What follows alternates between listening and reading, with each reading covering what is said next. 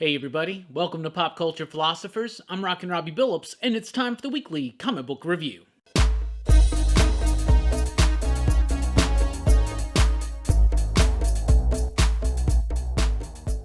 That's right, everybody. Thanks for checking out the video. I'm Rockin' Robbie Billups. This is the weekly comic book review. It's the show where I read a lot of comic books, and I'll let you know what I thought about them. But before we get into that, I gotta give a big welcome and a hearty station to Ed Yetto and John Rawson. Just recently joined us over at patreon.com/PCP, taking the steps necessary to make sure that the PCP Army continues to flourish. Thank you so much for your support. It means the world to me and everybody else here at the PCP crew. Excitable we are. Thank you. Now let's get into the weekly comic book review, and we always start with the pick of the week. This week's pick of the week, Batman Black and White #2.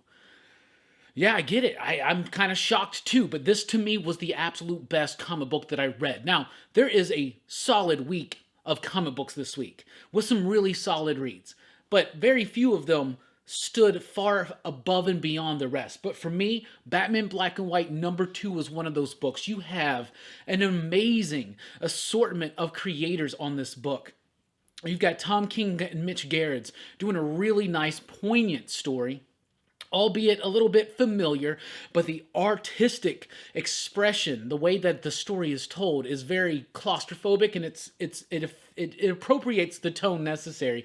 You get a very charming and cute Catwoman Batman story by Sophie Campbell. I absolutely love that. I've always loved Sophie Campbell's work ever since her work on Jim and the Holograms. Then you got Gabriel Hardman doing a story with Batman and the Joker. The artwork is so dark and striking, really great stuff. Dustin Weaver, holy cow, Dustin Weaver delivering one of the most unnerving and unsettling Batman stories I've ever read, and the theme of the entire book is kind of encapsulated in the black and white motif, which I thought was rather brilliant. So to me, that's the standout of an issue of standouts. And then you have David Aja doing a really great noir-inspired 40s newspaper comic strip type thing with Batman. Really great stuff. All of the main stories, including even the pinups, all of the art was phenomenal. It was fiercely awesome.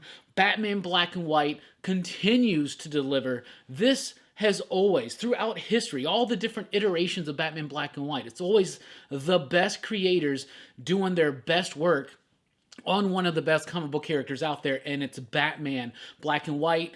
No color, so the artists have to just really depend on their own storytelling ability, their own line work, their own sense of shade and shadow, and it just works so well. 4 completely different stories from 4 completely different artists, but all 4 magnificent, captivating, compelling, and next level on all fronts. Batman Black and White #2 from DC. My pick of the week. So there you go. Let's continue on with some DC stuff. How about Future State? We're now in the final week of month 1 of Future State. We're halfway through. We've got Dark Detective issue #2. 2 issues in. So far, one of my absolute favorite books at Future State, and it's all anchored by the amazing artwork by Dan Mora and the coloring by Jordi Belair. The coloring is phenomenal. It's amazing. The line work is pristine, and it's detailed and it's complex, but at the same time, it feels very concrete, very fluid, very simple. It's an amazing art style that really helps this idea of this almost neo-noir, cyberpunkish Gotham that's just 5 years down the road or whatever. It just really fleshes out this world. The artwork is kinetic, it's dynamic, and it's action-packed. And Mariko Tamaki doing a great job. I really seem to like her work when she's with some top-notch artistic creative talent. If it's just a run-of-the-mill artist that I just kind of overwrite, I think is okay, and you don't usually like her work as much. So far the story's been intriguing. This has been interesting. This is the Bruce story during the Magistrate. The Magistrate, in case you didn't know, is this police force in Gotham in the future. Like, they brought in this outside, privatized corporate police like these peacekeepers or whatever, and they just have orders to shoot on sight anybody wearing a mask, and it's this really crazy, fun interpretation of the future of Gotham. And Dark Detective, to me, just excels at it. We got Future State Batman Superman. This is written by Gene Luen Yang with artwork by Ben Oliver. This was okay. It was pretty decent. The story itself is basically the final Clark and Bruce hurrah. This is telling us the earliest portion of the Magistrate stories. From all the different bat-themed books, you can kind of piece together the story of the Magistrate, its rise, and to power, right? This is the very earliest mentions that we're getting of it in the Future State book, so this is as the Magistrate is rising in Gotham, and it's kind of like Clark and Bruce's last team up before all the craziness happens between the two. It's an okay story, and I like it for that aspect of illuminating a little bit of a dark corner on the earlier history of the Magistrate, which they have been building up to this a little bit in some Detective Comics work. But the story itself gets a little superhero-y, Silver Age-y goofy at times with just what the actual plot is, and I guess we can't really fault it for that. Yang does a great job of taking classic stories and kind of updating them a little bit, but still embracing the absurdity of it. The just felt like a little bit of a tone mash for me there. We got Superman versus Imperius Lex. This is the first issue of the only 3-issue series and the only Future State series that's actually extending into March. So Superman versus Imperius Lex is written by Mark Russell with artwork by Steve Pugh. If you're familiar with their work, you're gonna get what this book is. This is a satirical look at a Lex Luthor who at some point in the future has said, you know what, I'm so tired of Superman, the Justice League, and everybody stopping me on Earth, I'm going to find my own planet. So he finds his own planet, he makes it Lexor or whatever, and it's really cool because it kind of ties into a little bit of a hope and a dream that he had in the Justice League by Scott Snyder, so that was really cool.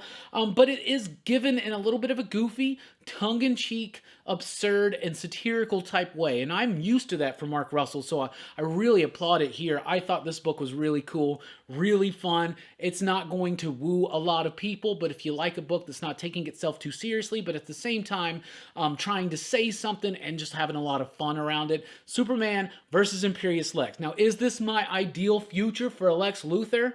No. However, I thought this was a rather fun book, and it's Future State. It's all wide open. I really like that. Thought it was pretty cool. Future State Aquaman #1 is here. Y'all wasn't really looking forward to this one. You know, Aquaman's one of my favorite DC characters, and I just feel like the book hasn't really been up to par since Jeff Johns left. And I really liked this issue. Like, I wasn't looking forward to this. And this is the last few issues of Aquaman we're getting for the time being because there's no Aquaman book post-Future State, so we'll see what happens. But this is the story of Jackson King, the current Aqualad. Now he's Aquaman, and Andy, the daughter of Arthur and Mera, she's a little bit more grown up in this one. Not as grown up as she is as Aquawoman in the Justice League Future State book, but she's kind of on her way there. She is Aquaman's sidekick, and this was a really cool story that had some great artwork, some interesting ideas. I love the way the art made me feel like I was underwater. That's been one of my biggest gripes about Aquaman books recently, is that the art, the story, the way that everything is constructed, the furniture, the architecture in Atlantis, nothing about it makes me feel like we're underwater, you know? I feel like we're underwater in this Aquaman book, and it has some high stakes, and it's got some crazy moments. I really like this one, and I was not expecting much. So Aquaman, Future State, pretty solid. The artist, by the way, I think is that Danielle St. Pierre? The artwork was so freaking good. I really, really freaking like this one. So there you go. Then we got Future State Suicide Squads. This is one of the extra priced ones. This is $5.99 because it has 2 stories. The first story is Suicide Squad story.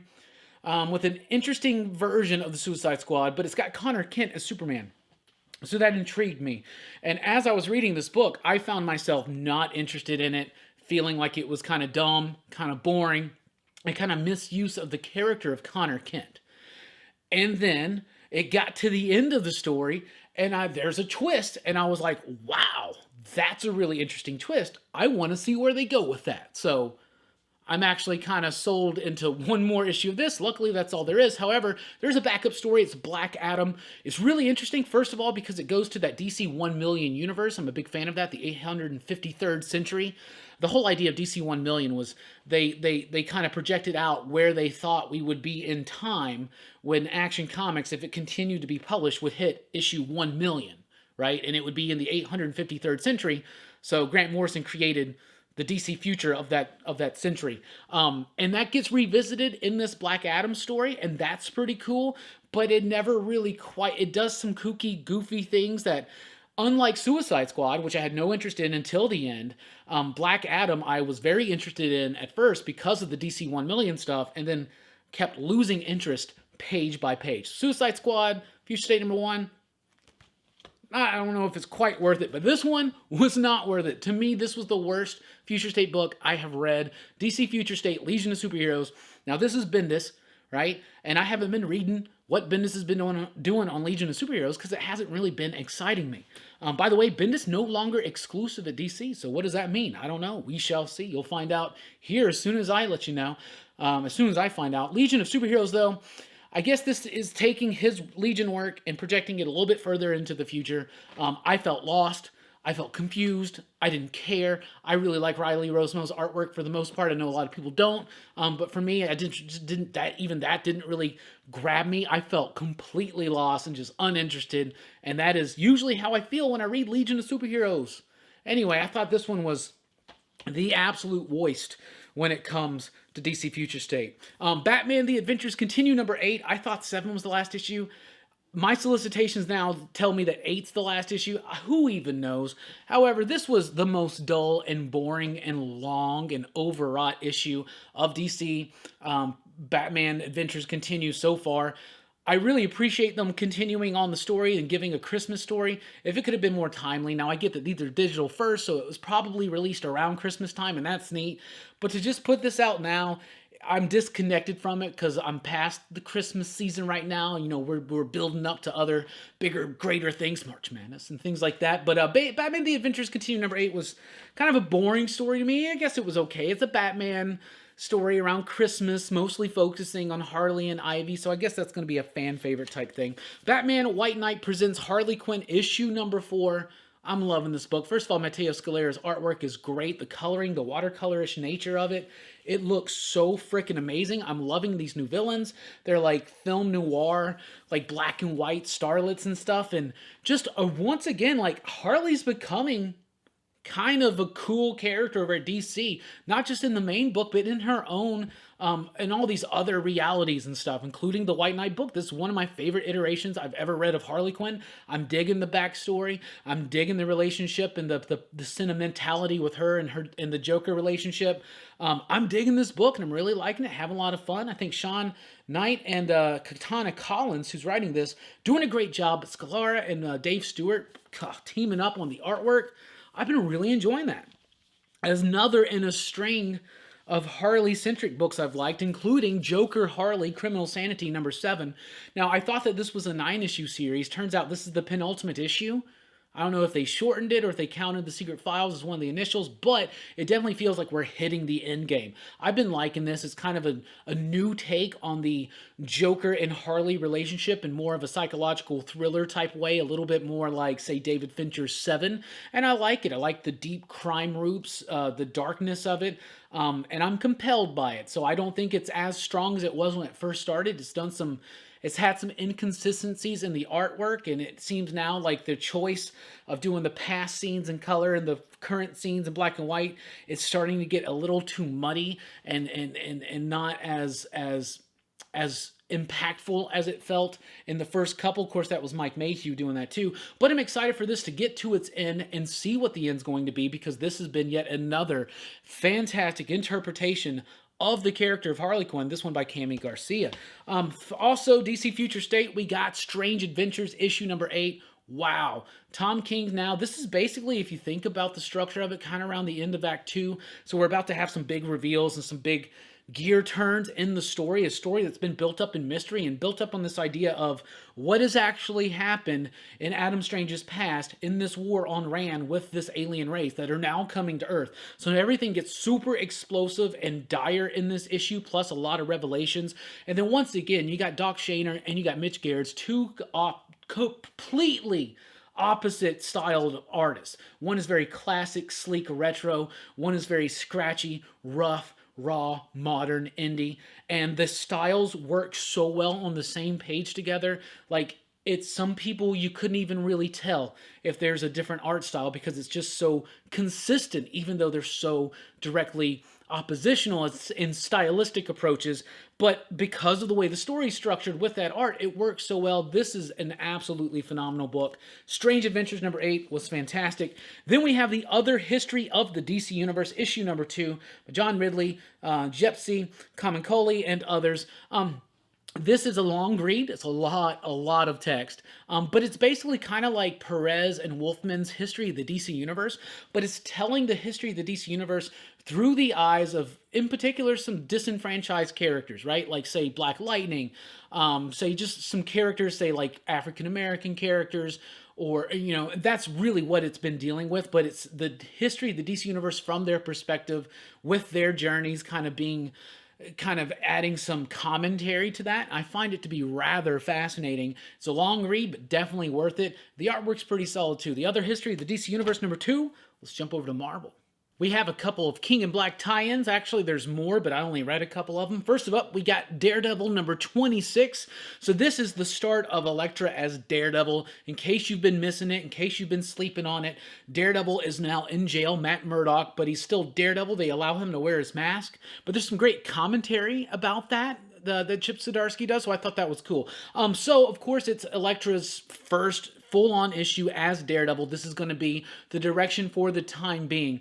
And, of course, it's a King in Black tie-in. It kind of distracts from the story just a little bit, but on the other side, on the flip side, it gives writer Chip Zdarsky kind of a little bit of a filler story to kind of slowly get into it and make it feel, once this is all done, like more time has elapsed, like Elektra's been through more. And what a great way for Elektra to kind of make her debut than rather do the events of King in Black. So it's all right. It's still dealing with some stuff that Zdarsky and company have been setting up in the book, but it is a little bit thrown off balance by the King in Black tie-in. It's got artwork by Checchetto as well as Mike Hawthorne. I'm just not really liking Mike Hawthorne on this book, but the Checchetto pages really just stand out for me. Daredevil #26 was an alright tie-in. It was an alright issue. It's one of Marvel's best series. This is not going to be the issue to prove that to you, but like I said, going into King in Black, and then Chip is already setting up some stuff that's going to come to fruition in the next, 6 to 12 issues, who knows. Daredevil 26, though, pretty decently solid.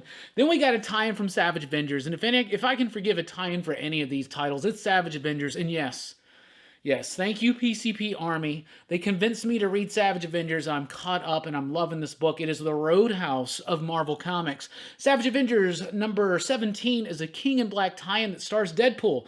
So I got caught up just in time for a King in Black tie-in with Deadpool. But it didn't annoy me. It was actually pretty funny. It's Conan teaming up with Deadpool during King in Black. It's absurd. It's obnoxious. It's ridiculous. It's goofy. It's just stupid sometimes, but it's so much fun. Savage Avengers #17. I'm having a lot of fun with that series. If you haven't been reading it and you like kooky, fun, wild stories with not a lot of weight behind them, check it out. I was completely against Conan being in the Marvel Universe, but with the way that they're using him in Savage Avengers, I'm pretty cool with it. Strange Academy #7 is here, dealing with the crazy ramifications from the conclusion of issue #6 in a really solid way. And I also got to really salute the idea that Humberto Ramos has been on this issue now for 7 issues.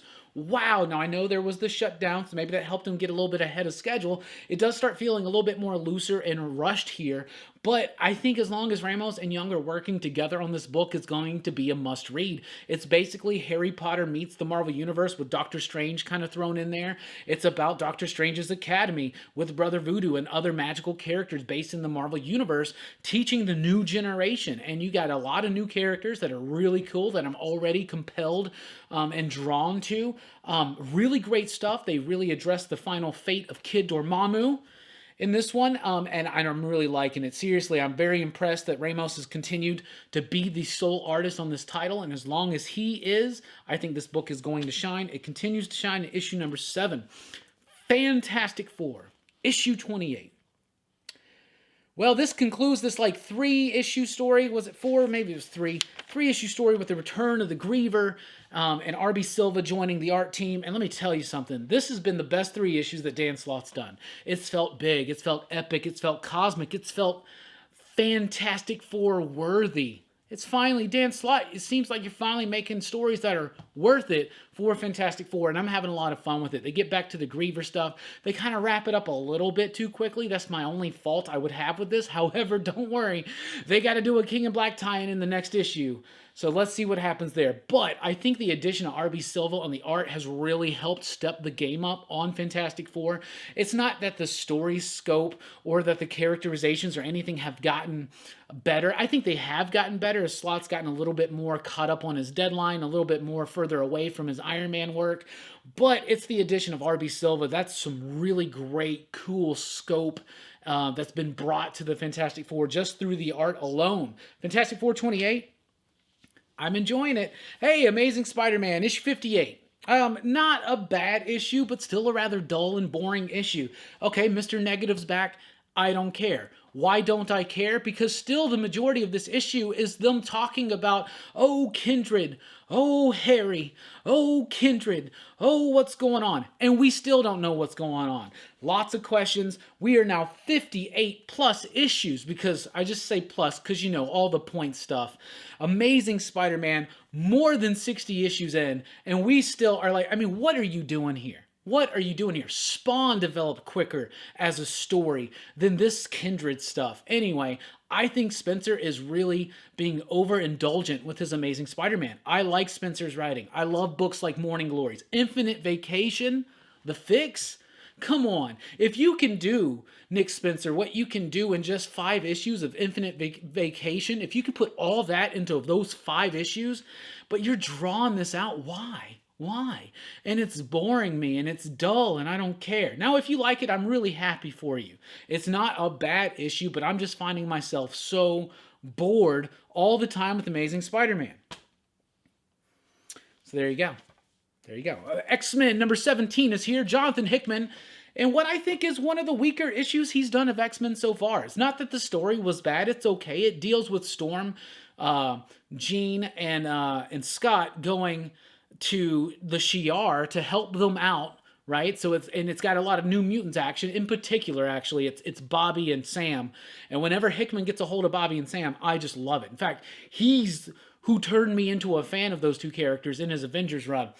So it's got some fun bits and moments, but Brett Booth comes in as the artist, and I'm not usually the biggest Brett Booth fan, but for me, this feels really rushed and very sloppy and not very put together, even for Booth. And Booth is capable of so much more. So maybe this was just kind of a, oh man, we need someone to come in and fill in real quick, so I don't know the story behind it, but the art just kind of left me eh. What I did really like, though, was that Scott and Jean are in their X-Factor costumes for no reason whatsoever, but why not? I love the throwback. Really, really cool. Storm's got some great moments to shine in here, and it's an okay story, but it basically deals with a plot to overtake the throne of the Shi'ar. So once again now, what's really cool is Hickman's connecting it back to the Shi'ar, because you know he's got some stuff planned for the space age of the X-Men. Anyway, X-Men number 17 was okay, and I fault mostly the art for that, in my opinion. Wolverine number 9 is here. Really liking this story. It feels old school. It's throwing back. It's got Maverick in it. Maverick's one of my favorite Wolverine type characters. I love that dude. I still want to go back and get his old Toy Biz toy. In fact, I also want the repaint that's blue and gold. You know what I'm talking about. Anyway, Wolverine number 9 is an interesting story with some cool concepts. Adam Kubert's artwork starts feeling a little bit sloppy in this one, but Benjamin Percy's still doing a great job. It doesn't make any sense why nobody never recognizes Patch as Wolverine when he's in the Madripoor. So I like the way they kind of riff on that in Wolverine number 9. But I'm having a lot of fun with this, and I'm continuing to have fun. And like I said, throwing it back to some old school Team X type stuff and reintroducing Maverick, I was very pleased, especially by the end of Wolverine number 9. It made this fanboy happy. Excalibur number 17 is here with a not so bad issue of Excalibur. We find out where exactly Betsy is. We do, the X-Men don't, but we're seeing her journey. She's trapped in this other world, and there's some really interesting things that are going on there. Marcus Toe's artwork is really solid and nice throughout. The book doesn't get bogged down by the verbosity, I should say, of Teenie Howard as a writer, but it actually does some really cool stuff, and it continues the story, and I actually like this issue of Excalibur. I thought it was pretty decent. Thought I was pretty interested in it. New Mutants number 15, though. It's losing me. I'm loving Rod Reese on the artwork, and I usually love Vita Ayala's writing. I think they're a fantastic writer, but I'm just not that into what's going on here. It's got some Shadow King stuff that's developing, and that's cool, but you're dealing with a lot of X-Men young characters that I don't have attachments to. So when this book deals with the characters that I like whether it's the OG New Mutants or whether it's the stuff from the new X-Men Grant Morrison era, but they're dealing with other characters here. I mean, they got some cool work with Gabby, but it just feels a little too disconnected from me and what I'm looking for. I may continue for a few more issues just to see what Vita's actually going to bring to the table, but New Mutants number 15 to me was just kind of lackluster. But the artwork still, I'm really liking. It's just the whole thing lackluster. Speaking of lackluster, Marvel number 4. This book has gotten more lackluster as it goes, but they always have one great story that anchors it for me. There's this really cool story in here about Ben Grimm that I just thought had some of the most amazing artwork ever. Aside from that, the issue itself was kind of forgettable. The most awesome thing about this is Alex Ross doing his best Rob Liefeld. Look at that. Let's jump over to the indies. First up, from Source Point Press, we have Dead End Kids, The Suburban Job, issue number 1. Really liked this issue. Now, there was a previous series, Dead End Kids, and it was really solid. Same writer, Frank Gogol. He does a great job of taking kids and making them sound real, with real problems, but doing it in a delicate and not in-your-face type way. For instance, in this follow-up, which you can completely read on its own, never having read what's come before, because what's come before is kind of its own thing. This is its own thing. But it's about these 3 individuals who have all had their lives changed and affected in some crazy way by 9/11. This picks up 8 years later. They're still dealing with this, but it paints it in a very matter-of-fact way. You can pick it up, and it doesn't do it in an exposition-y type way, which I thought was very clever and very well handled. The artwork's pretty solid throughout, and then it gets into a simple plan-type situation. They find a bag of money. Obviously, there's a criminal element that's tied to that bag of money. This is things we've seen plenty of times. Like I said, a simple plan, No Country for Old Men. Now, Dead End Kids, The Suburban Job. This was really great. The characters were introduced in a really compelling way. Their stories, their backstories were done in a non-exposition-y way where you completely rounded out those characters. I thought this was a really solid issue, and I'm really excited to see what's coming. That was one of my sleeper hits of the week. In fact, I got co-sleeper hits of the week. The other one is the 8th Immortal, also from Source Point Press. This one was written by Jacob Murray and artwork by Alice LaBarnes. I really liked this one. I wasn't really expecting much out of it, but it's really cool. The idea is this. Throughout humanity, there have been 7 immortal beings, and it's only because they have to prevent the rise of an 8th, because they have this archaic law, one may say, of there only being 7 of them. So whenever a new immortal shows up, they have to kind of take care of it. This is that story. The artwork is really fantastic. It's got a nice whimsical style to it, but at the same time very dynamic. It does interesting things with colors. It's got a manga influence, but at the same time is doing its own artistic expression. I was really sold with this book. It's got some quirky moments here and there, but by the end of it, I was really immersed in this story, and I think that Source Point Press, who had other books out this week, but these 2 were really good and definitely worth you seeking out and trying to find. From Image Comics, we got the Department of Truth, issue number 5. Really liking this series. This is a big exposition issue, but it still doesn't feel bogged down by it because Martin Simmons' amazing artwork. The artwork is like Bill Sienkiewicz and Dave McKean had a satanic love child. Department of Truth is amazing. I'm loving it. They're now taking the story and they're pulling the bait and switch. They're doing a little bit of a twist here and there, making us question what we've come to know as truth in the Department of Truth. I love this take on the wishy-washy nature of reality and people's beliefs, and what's more important, what people believe or reality. What's the biggest thing, truth or reality? And what determines what truth is? Really, shouldn't it be reality? Some really crazy cool concepts in the Department of Truth. It's handled in a very horrific way. The artwork by Martin Simmons is next level, and the lettering by Aditya Bidikar is some of the absolute best out there. It rings in a dissonant chord right through your eardrums, and it's just comic book lettering, and it's so next level. Nobody's doing anything to touch Bidikar right now. The Department of Truth number 5, though, blew me away. Really liked it. Spawn is here with issue 314, my bad. 314, I'm really digging Spawn now. I've been reading this one for several issues now. I still feel a little bit lost because I'm not caught up on the entire story, but I am right along with it now. I get it. Spawn's done something. In order to kill the clown, he has opened up these portals. All these other spawns and things from other dimensions have come to this Earth, and now it's all building up into a big battle. We get the introduction full on of the Omega Spawn in here, and he is a super cool, beastly looking, gnarly dude, and I'm really excited for where this book is going. I made the decision almost a year ago, just overnight, to be a Spawn fan. And I feel like my life has improved since I did that. So seriously, I've had people ask me, where's the best place to jump in on Spawn? Do what I did. Just jump in. You'll eventually get caught up. Until then, there's plenty of awesome artwork to look at. And let me tell you something. People who typically I don't like, when they go to work with Todd over at Spawn, I love their work. Carlo Barberi, I really usually don't like his artwork. In fact, I think he was just on Wonder Woman, and I did not like it whatsoever. But on Spawn, Todd has a way of bringing out this rambunctious nature in artists that's just awesome. Speaking of just awesome, Something is Killing the Children, issue number 14, is here from Boom Studios. This is a really great issue. It really does some great, delicate character work with the character of Erica. It sets up some interesting concepts, and the artwork.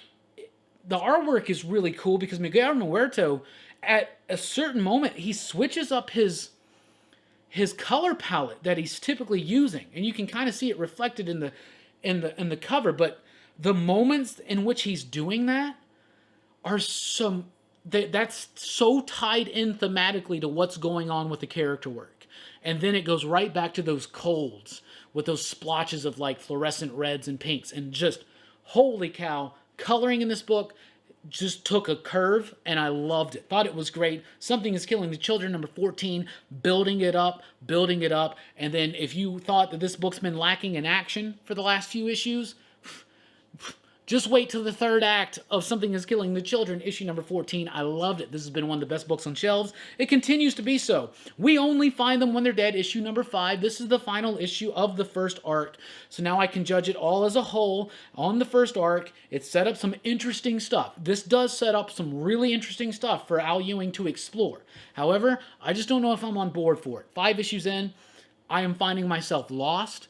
I am finding myself not remembering who these characters are, meaning as their motivations. I know who they are as far as who they are in the story and how they facilitate the story, but remembering the nuance of their individual stories and how it all combines, I'm starting to lose it. The artwork lost me issues ago. I love DeMeo's artwork, but there is something about the coloring that muddies this up. All the brights are in the background. The foregrounds are really hard to make out, and I find it incredibly distracting. And when you add in the idea that I'm finding it hard to follow the relationships of all the different characters and their backstories, like, it's a great concept. It's a really cool idea. If they would just color it a little bit differently and like just clarify, maybe it's just muddy to me. It's hard to follow. I may be done with this book. I'm at my last shots to read 1 through 5 together, but y'all, I'm not really digging it. And that's one of the biggest disappointments of 2020 to me, is We Only Find Them When They're Dead, because I loved the first issue. Stargazer is here with issue number 5, the penultimate issue. This is an exposition-y issue. Anthony Cleveland, it is Anthony, right? Cleveland does a lot of exposition in here that does kind of bog down the flow of the story. Now, the concepts that are revealed about what's actually going on with these alien abductions, this is a very Teen Dog Shades appropriate type book, and I'm still liking that. I like those elements. I like the concepts, but it just felt a little out of place to just all of a sudden have a big info dump right at the end. It felt like you couldn't figure a way to structure that out just a little bit better, spread a little bit from here and there. Like I said, great concepts, but just the way that it was revealed, the execution for me, just felt like this was just an info dump issue, and we're going to really get the conclusion now that all that's out of the way into issue 6. Artwork's still great. Colors weren't quite popping as much, but visually they didn't have too much to do, I think, because of the info dump nature of issue 5 of Stargazer. Stargazer, though, still remains one of my favorite Mad Cave books I've ever read. Kaiju Score is here with issue number 3 from Aftershock. I loved issue number 1. It's about this dude who's always been down on his luck trying to plan a heist around a kaiju attack, because this is a world where kaiju exist, giant monsters that come out of the sea and ravage towns. So he plans this whole heist around a possible kaiju appearance, and he's always down in his luck, and now it seems like it's going to work out for him. I thought issue number 2 was okay. Issue number 3, though, brings it right back to the excitement that I found in issue number 1. You got lots of twists and turns happening as the heist is progressing, characters doing their things, some great character work there, and I'm loving it. I think it's a real fun book. Kaiju Score number 3 is a heist in the midst of a kaiju invasion, and this book takes enough twists and turns to scratch the kaiju itch and the heist itch, so I'm liking it. Kaiju Score number 3. From Dark Horse Comics, we got Colonel Weird Cosmagog, issue number 4, from the world of Black Hammer. This is the final issue. Does it wrap everything up neatly and cleanly? No. Does it wrap it up emotionally? Yes. And this had a very strong emotional beat at the end. Does it completely answer every question you wanted to know about Colonel Weird and his history with the Black Hammer universe? No. But does it kind of still at the same time find a very poignant and resonating message to throw out about this character in the midst of this world? Abso-freaking-lutely. And that's in part because Jeff Lemire is one of the greatest writers working in comic books today, and Tyler Crook is a hell of an artist. So there you go. I thought that was great. That's the final issue of that. Then from AWA Upshot, we have Year Zero, Volume 2, issue number 3. Liked this issue a whole lot more than I have been liking it. I didn't really like the change in art style from Volume 1 to Volume 2. I think this is going to appeal to more people because it's more of a detailed, gritty, gnarly type of zombie artwork and less sleek and cool and stylistic as the other one. But for me, now that I'm letting go of that, I'm enjoying it. They're telling some fun little stories. This book's never going to reach super far, but they're just telling nice little slice of zombie, post-apocalyptic zombie world type stories, and they're doing a good job. So this had some nice twists and turns, and it had some nice setups for what to come. But ultimately, I think Year Zero doesn't quite live up to its promise, because it promised to do something that we've never seen, and that was to tell a worldwide story of the zombie outbreak. But now it just feels like it's just a bunch of vignettes, and it's not actually all tied together in one thing. Albeit, still good stories and interesting things, but no cohesive overall nature to kind of tie it all together. So that's what I read this week. That's what I thought about it. Pick of the week was Batman Black and White. Really liked it. Future State Week 4 was kind of weaker, kind of like 3 and 2. I mean, it's all right, but Dark Detective was dope. I really like Superman versus Imperius Lex, but it's not going to be for everybody. Aquaman was my biggest surprise as far as that goes. All the Black Label stuff was pretty freaking solid. Daredevil did some decent job with the King in Black tie-in. So did Savage Avengers. Strange Academy, though. Fantastic Four. Still doing what they're doing. X-Men kind of... you know, Dead-End Kid, Suburban job. Definitely be on the lookout for that if you can find it. As well as the 8th Immortal. Spawn rocks as usual. James Tynion kills it. Kaiju Score is better than most people give it credit for. And that's what I thought about this week's book. So what are you reading? What are you digging? What are you thinking? Let us know in the comments down below. Thank you so much for checking out the video. Please do like, share, and subscribe. And join us over at popculturephilosophers.com for podcasts, blogs, and a whole lot more. I've been Rockin' Robbie Billups. Thanks for rocking with us. Station, and keep on reading.